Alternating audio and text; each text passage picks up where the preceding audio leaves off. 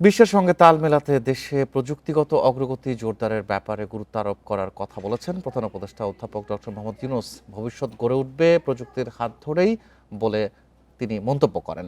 বুধবার রাজধানীর বাংলাদেশ চীন মৈত্রী সম্মেলন কেন্দ্রে digital device and innovation expo 2026-এর উদ্বোধনী অনুষ্ঠানে প্রধান অতিথির বক্তব্যে প্রধান উপদেষ্টা এসব কথা বলেন।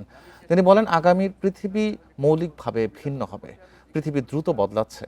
এই বৈশ্বিক গতির সঙ্গে যদি আমরা নিজেদের গতি বাড়াতে ও সামঞ্জস্য আনতে হবে।